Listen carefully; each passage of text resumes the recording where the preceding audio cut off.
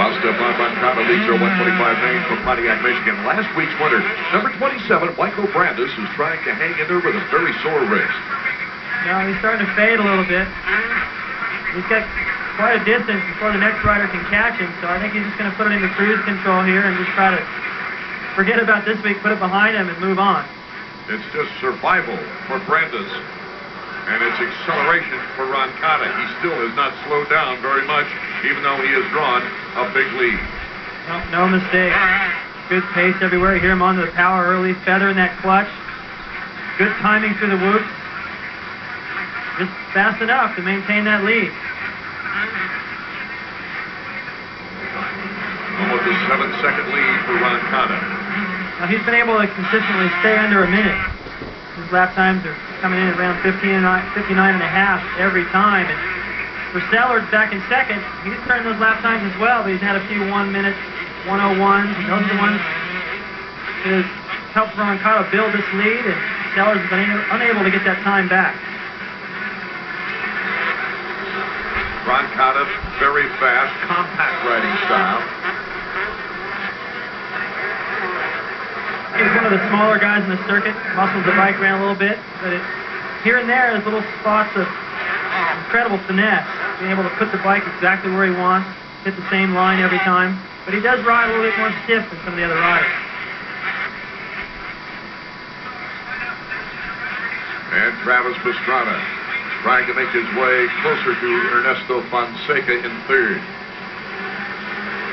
The battle back and forth with Nick Way, number 23 of Pro Circuit.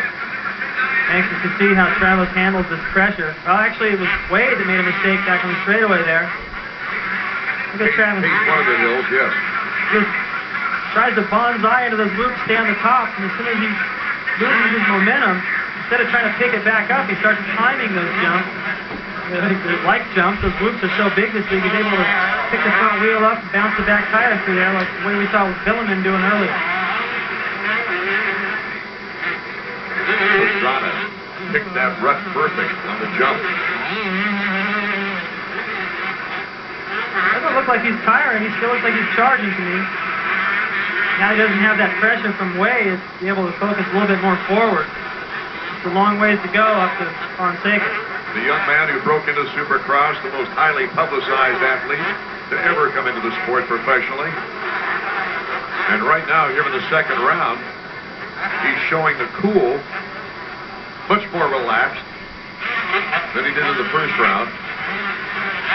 Well, you know, if he's able to stay where he is, that's going to match his finish from last week, but with 2 less crashes, 1 less crash on the parade lap, good start, a heat race win. So all in all, I mean, considering he came in here 6th, pretty good performance. I was going to say, you know, he rides so well and so fast, you forget he's got a cast on the throttle hand, as well as has had the flu all week long. Final lap, Roncada. Young man went through a very frustrating year last year with injuries. Some of these people said he didn't have the real high pain threshold, but later they found out differently that it was a real medical problem.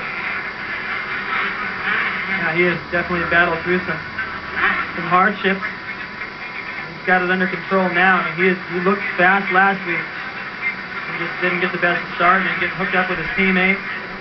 Kind of ruined it for him, but he's proven right now how fast he can go.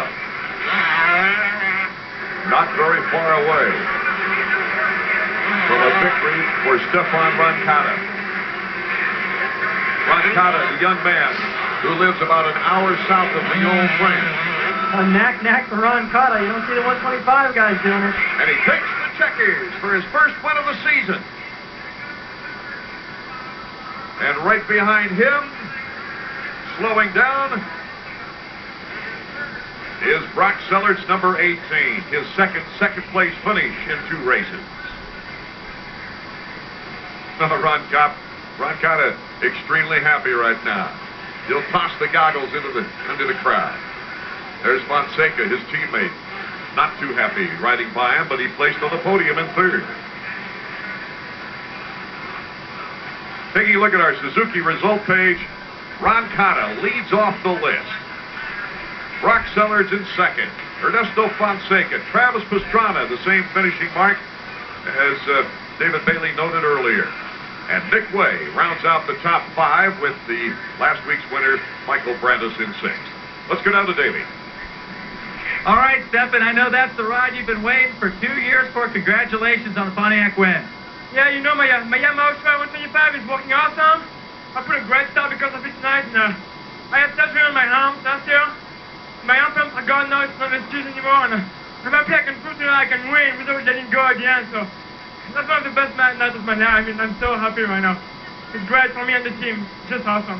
Right on. I know last week you had a problem. You and Ernesto Fonseca crashed. Really hurt you in the results. Way to bounce back here at the Silverdome. Yeah, you know, last week it was a bad deal. You know, it was part bad luck, part both of us fault, you know, so I forgot about it. I had to catch up on points this weekend. I worked really hard during the week. My mechanics worked really hard on my back. It's working perfect. My team manager, Ricky, is doing a great job, and I want to thank Mark Peters for building me a 6 Supercross track in my backyard.